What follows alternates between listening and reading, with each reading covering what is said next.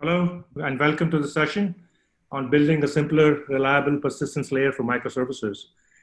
I am Sanjay Goil. I lead product management and the database team, mainly working on messaging and microservices. My background is in building high-performance systems for big data, machine learning, and now microservices. With me, I have Paul Parkinson. He's been around this area, this subject in microservices for a long time. I'll let Paul introduce himself. Thanks, Sanjay. Yeah, I've been at Oracle for 19 years now, pretty much in the same role, which is the dev lead for data and transaction processing in the mid-tier. And so most of that has been in WebLogic and then in OCI for a year or two, and now for the last year or two in the Eledon microservices platform. All right, thank you, Paul. So, we're glad you're here. It's a small session. We'll cover what are data-driven microservices, just the architecture. It's a very pertinent topic, given that you have seen some of the sessions earlier on where we're talking about the Converged database and the various aspects of data being JSON or relational or spatial, right? So again, kind of bringing it into persistence layer that will help you in your microservices is I think, the driving factor here. We also then will talk a little bit about an application we have put together that helps you get, hands on keyboard, some labs that are self-service that kind of, put these concepts into action. We have a later session. Some of you may have registered for that. If not, don't worry. These things are available to do yourself. And then we have a Slack channel that you can engage with us on later on, and I'll share all that information. The driving factor, of course, is simplicity in the frameworks, and then we'll cover some of that. And of course, we want to hear from you. So, there's enough time for Q&A. So please, use your Q&A section in Zoom to, ask questions, and then we'll devote enough time towards the end for that. At the end of the session, you'll get to learn how to build a microservices-based application. And, even better, you can also then get to the hands-on labs we have. If you're registered for the session after the panel discussion, great. If not, we are here to help you in any way we can. We've been doing this for at least the last 6-8 months, and Paul and I have given this session in the database at home event. Maybe some of you attended that. So there are some resources, there are some recordings available. You can join the database home.slack.com, and there's a channel on it for microservices. Again, let's continue this conversation even beyond this session.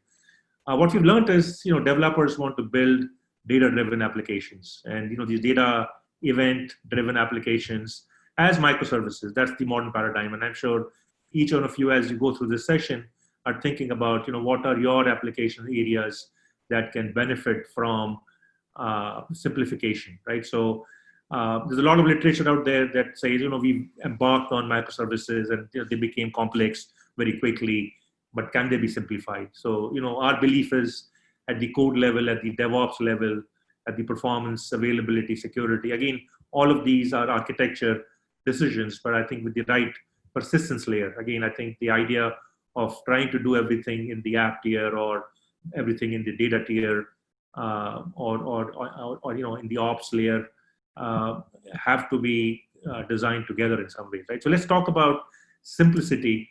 And again, the gist of this conversation or this presentation is around the drive towards simplicity. And the simplicity comes from multiple layers. As we talked about application tier, what is the programming language choice?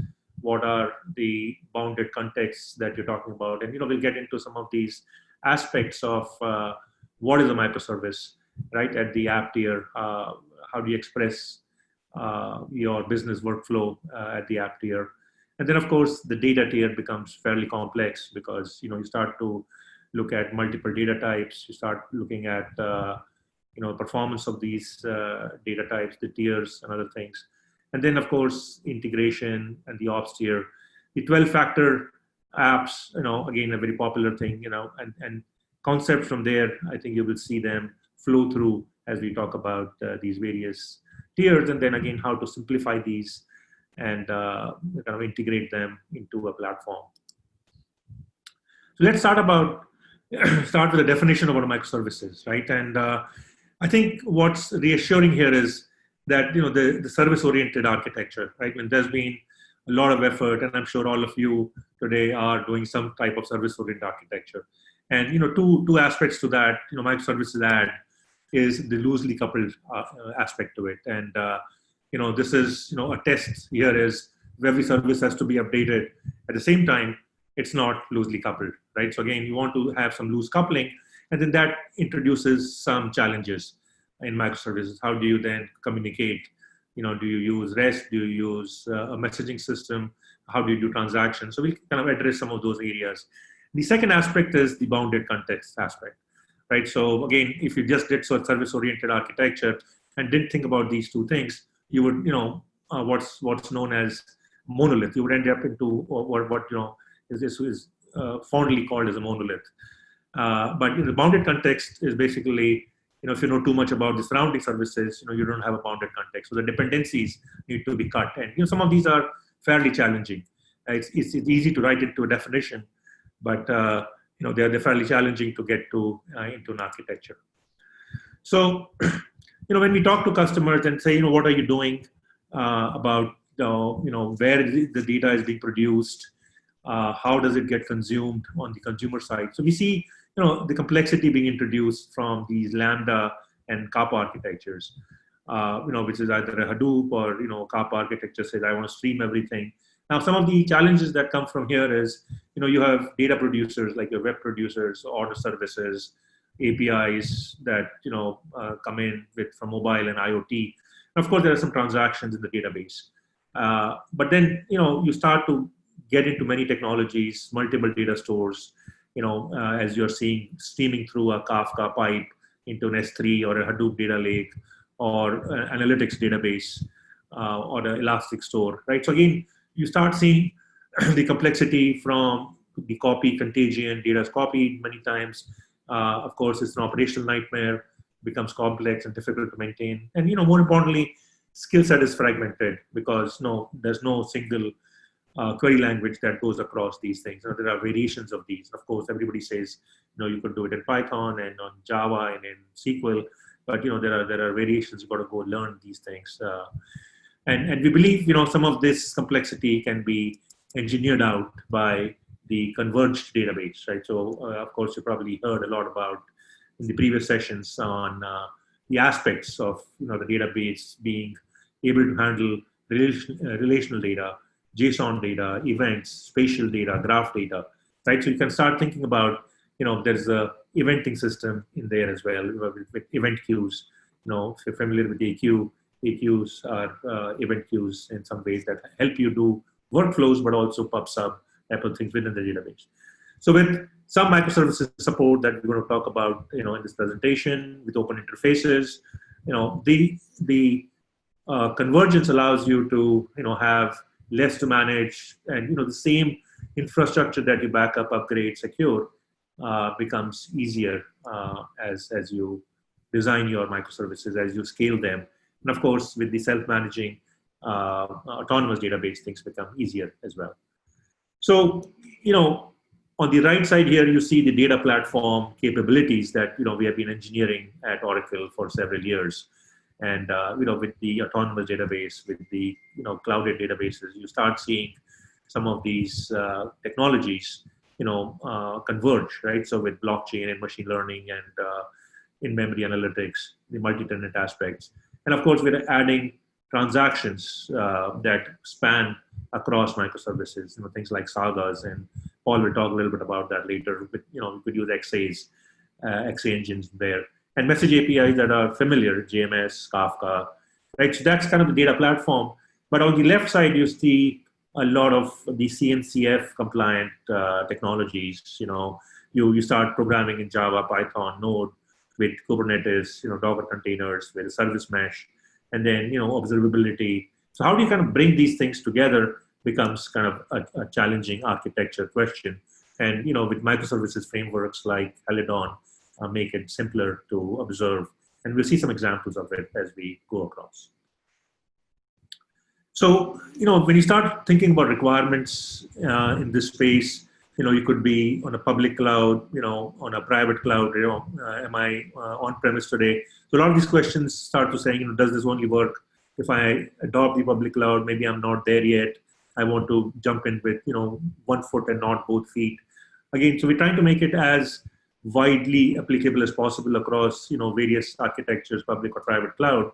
But fundamentally, the cloud native environments with the database having a lot of the Converged capabilities, and then the service mesh with Kubernetes and containers. These are available across various, the Oracle Linux stack, the Oracle Cloud Infrastructure stack, and then at the app layer, you start seeing traditional applications, having Kubernetes operators, or you start building your services with Java, with Helidon and Graal support in there, polyglot services, and then of course there is some serverless workflows as well that can benefit from this entire architecture.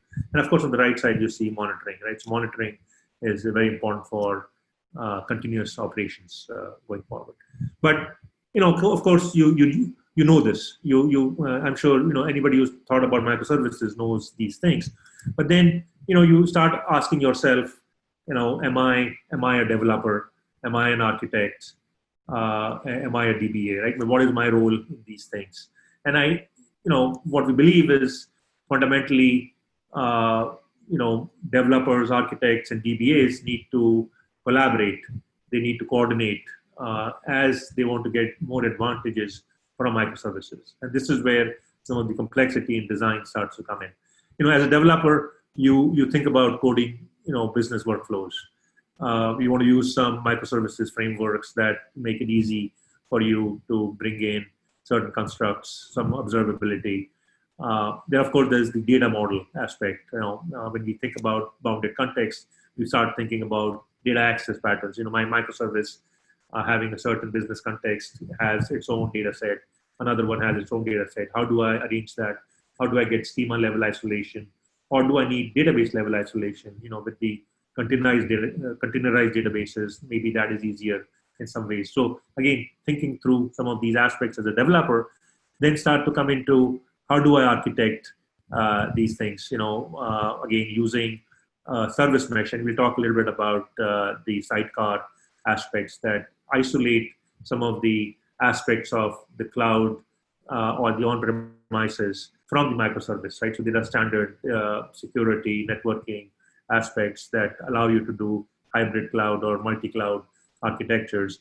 And then, of course, the data mesh. There's a lot of networking happening at the data layer level, access, session pooling, and this and that allows you then to take advantage and to scale at the database persistence level, right? So this is where there's a bunch of technology being developed and available already in terms of event queues, in terms of the Saga framework and all that.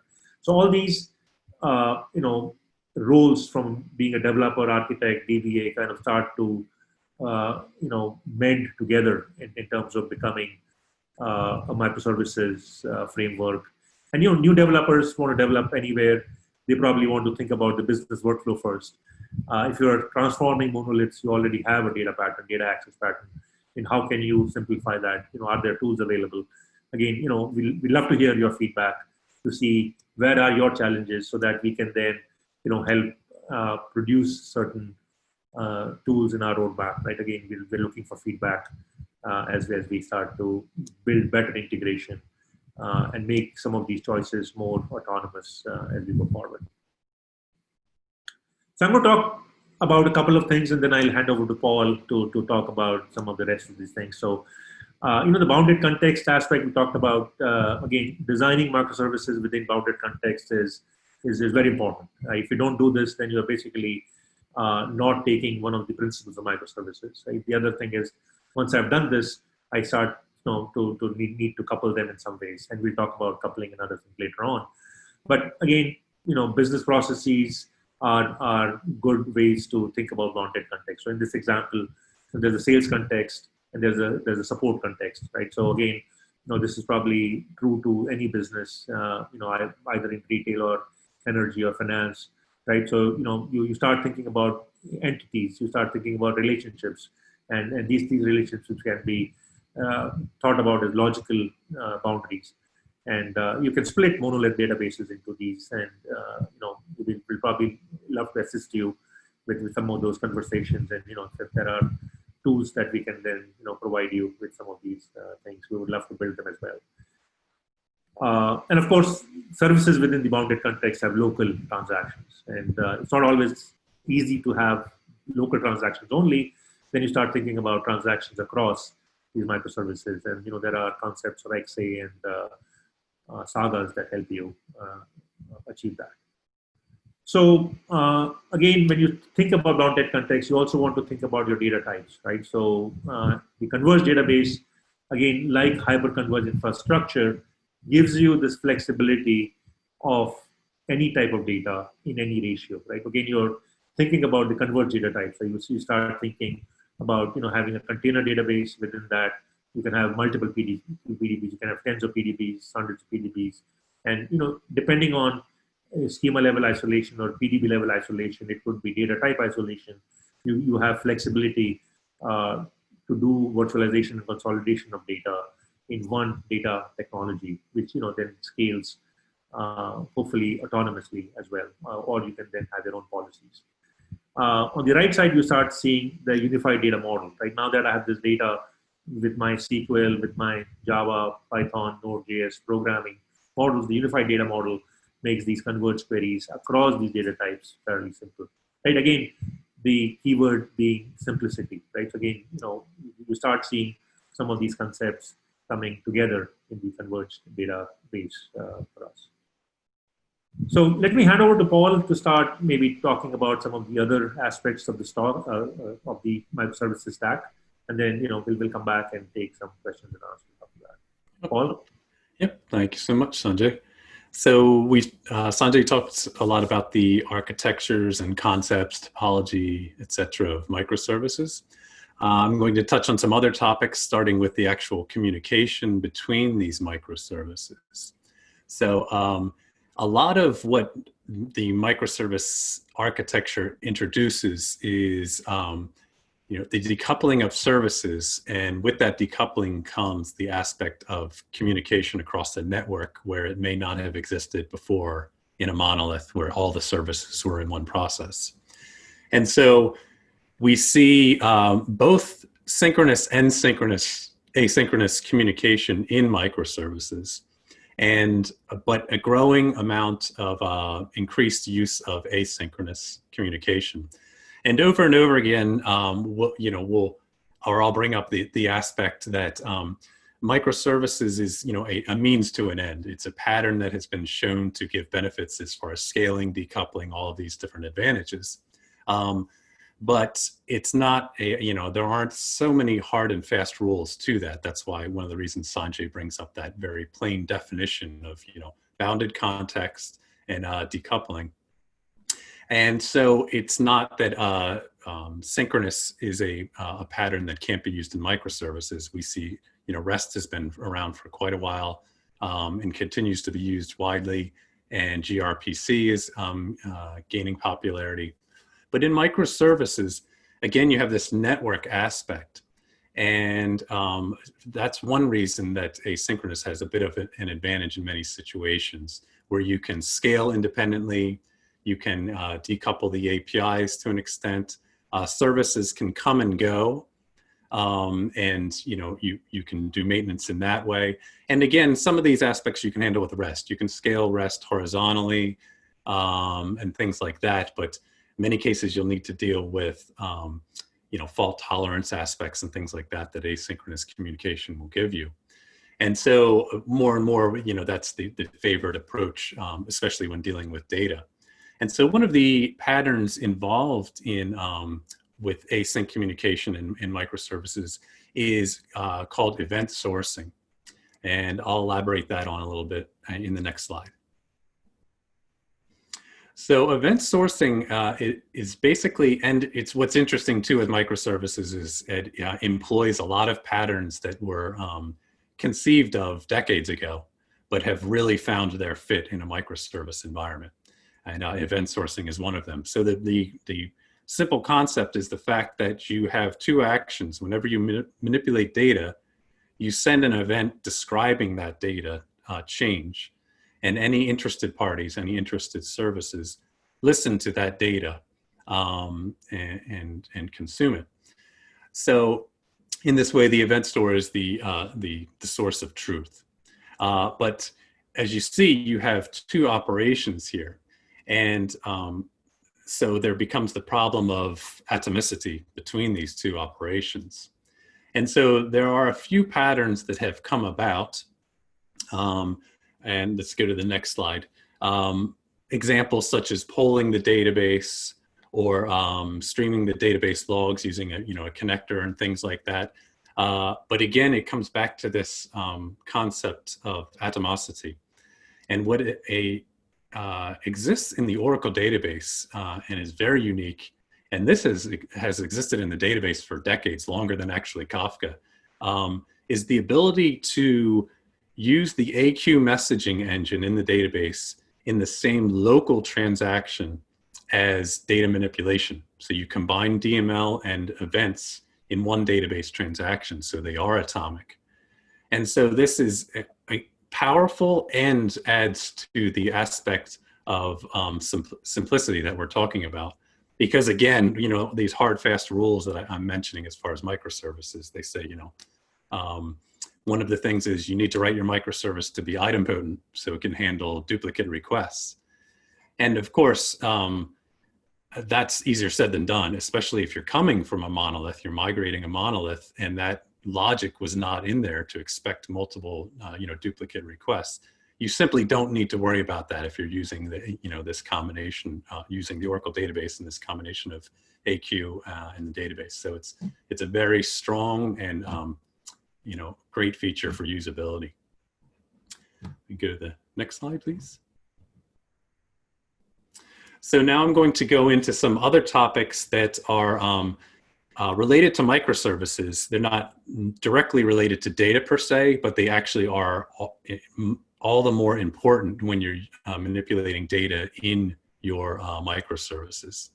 And the first one I'm going to talk about is something that Sanjay touched on, which is the service mesh. Now, this has become service mesh products such as Istio and Linkerd have become very popular over the last year or two because they, again, are powerful and add simplicity by extracting common concerns that microservices have out into an infrastructure so that the microservice developer doesn't need to worry about it.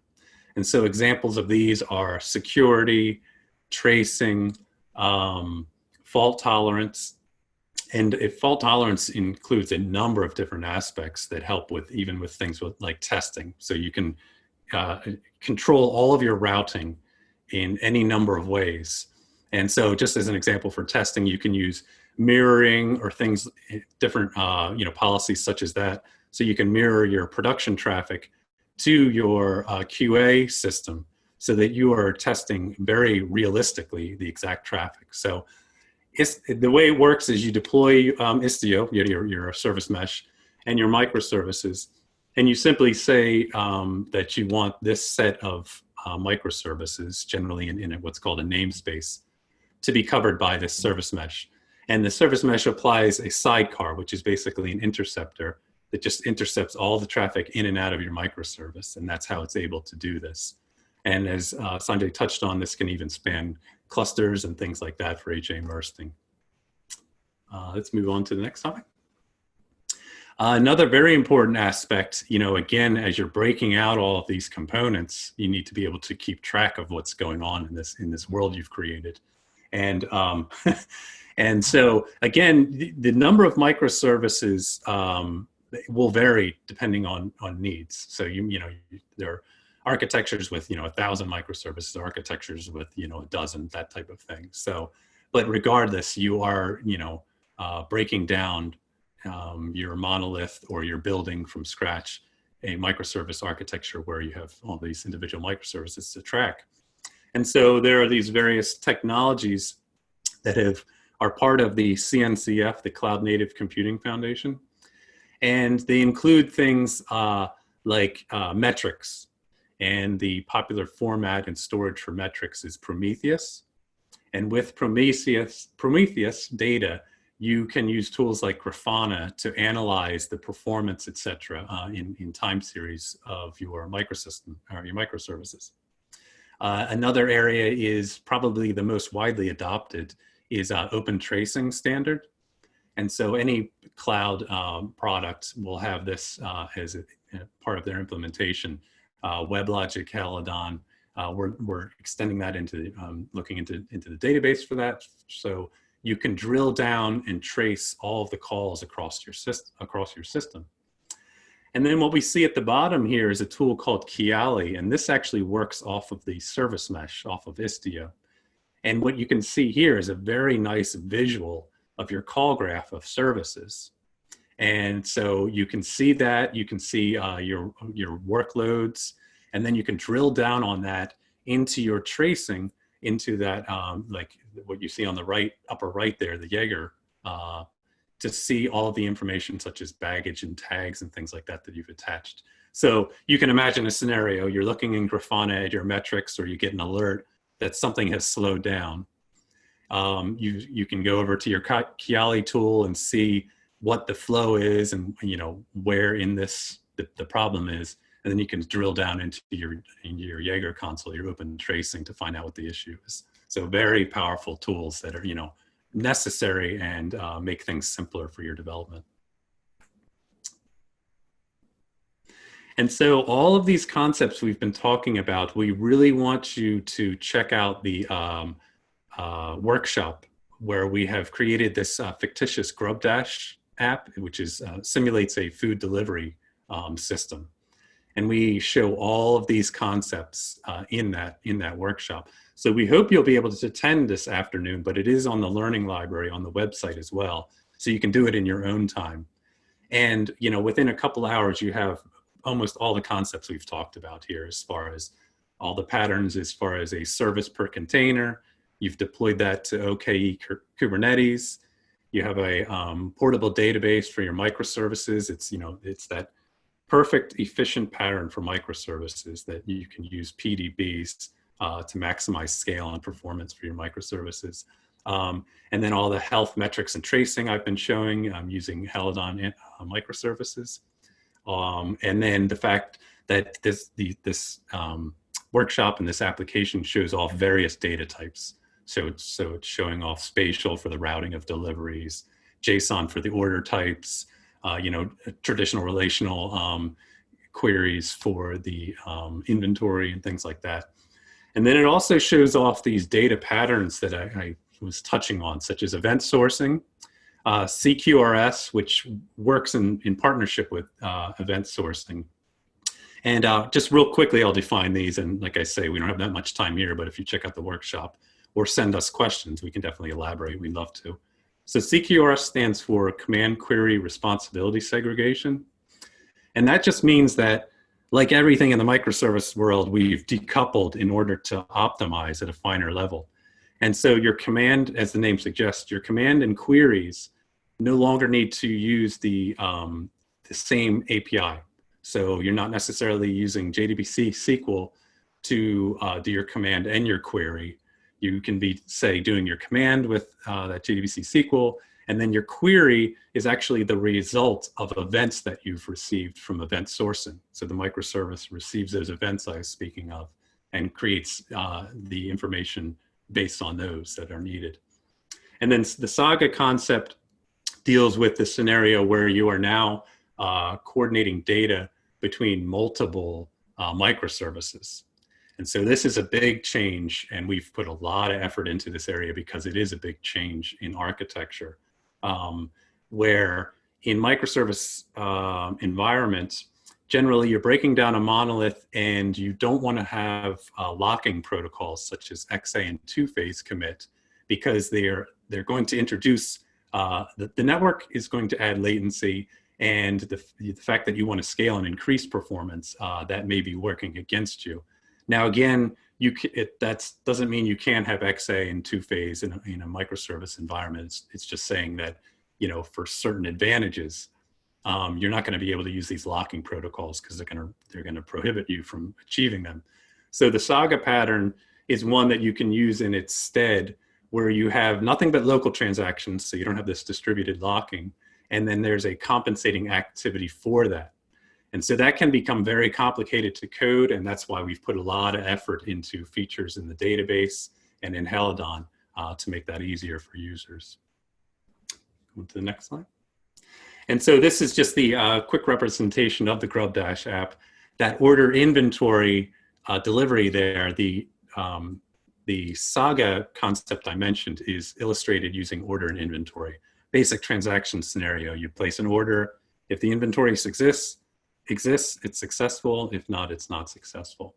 And then we've built more and more services on it and continue to do that. So part of your feedback, if you want to see something in this workshop, we've definitely taken feedback and fed back into this workshop as a result of that. We're adding more security, for example, things like that. Next slide.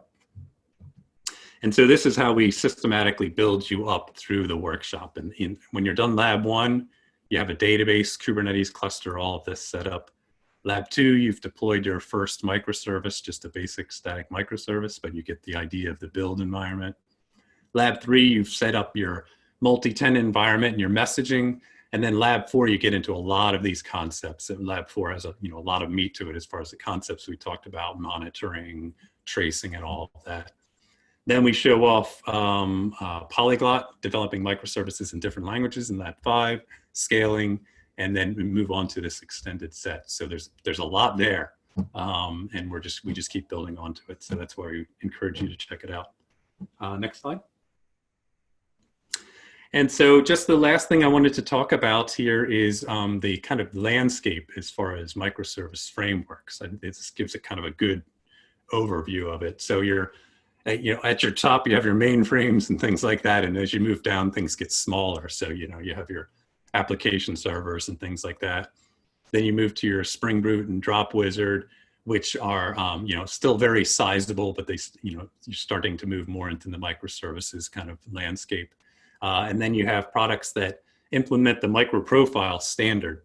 And so if you're familiar with Java Enterprise, microprofile is essentially Java Enterprise tailored for microservices. And then you get into even smaller frameworks, micro frameworks. And so Helidon is Oracle's microservice framework, and I'll describe a little bit about it on the next page.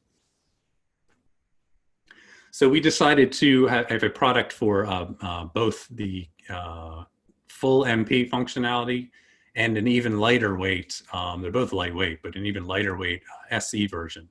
And the big difference between the two is really just the programmatic approach. That's one of the main differences. SE is more of a functional, reactive style programming, transparent as far as what you code you get. It's not as much like CDI and things like that. Whereas Helidon MP is just a completely natural path for someone who's worked in Java EE.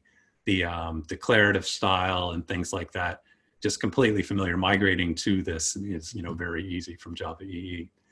And then both support Graal VM. You may have heard of a extremely performant JVM that actually allows various languages other than Java to run on it.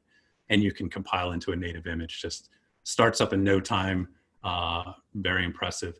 And these DB and messaging advantages that we're talking about, because Sanjay and I work together every day, we make these features between Helidon and the database. So we're always in step with that and with the OCI world.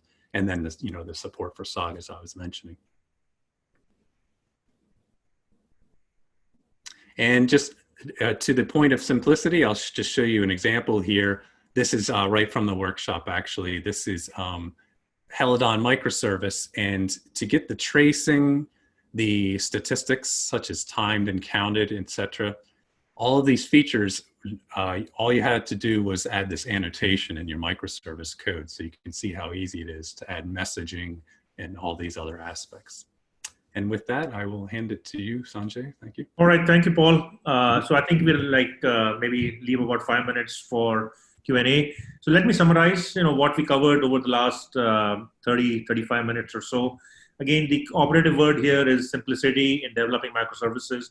A lot of people, start down their journey, but for modernizing applications, but then are kind of hitting a wall in some ways. And I do believe, we do believe, Paul and I, that it is the paradigm to build modern applications with, because it does provide advantages.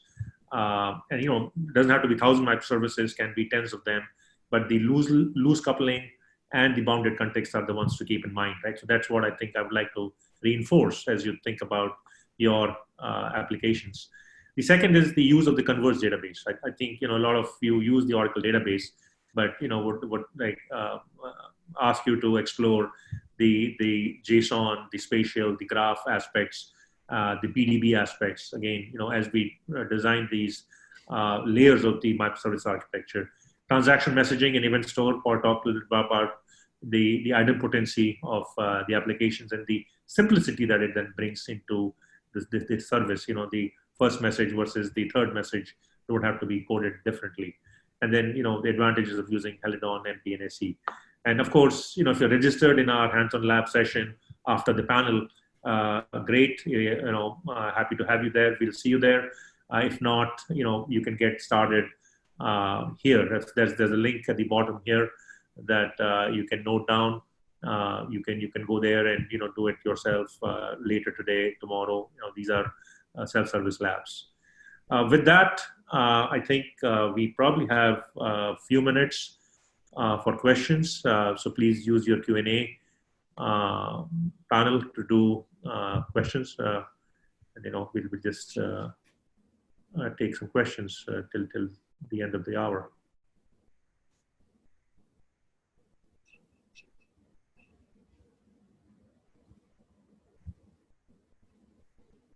Okay, let's see. Kind of a technical question as far as, is the message propagation possible in two remote databases? Yes, so that message propagation you mentioned between PDBs is not just within the same CDB per se. That's across any databases. And then I think I see another one here which says, why should I use Helidon if I'm already a Spring Boot developer? Are there some similarities, differences there, Paul? Okay, yeah, and then there's another question that came in, where can I learn more about Helidon? So I'll combine those. So yeah, one of the, as far as Spring Boot and Helidon, as I kind of showed on that scale, is much lighter weight. So when you're moving to microservices, that's going to be a consideration for a number of reasons. All the, the startup time and footprint and things like that. Spring brings down the world. And then also, just the fact that if you're using, particularly if you're using Oracle database and OCI, we've definitely go out of our way to have these integration features between the two to optimize them.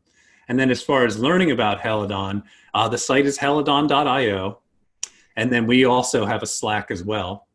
So if you look on that site, you'll see the Slack, and that's probably the best place to go, is the actual Helidon website, and it'll take you from there. Yeah, I think people want the link to the lab, so I will post it on chat after we're done here for people to look at it.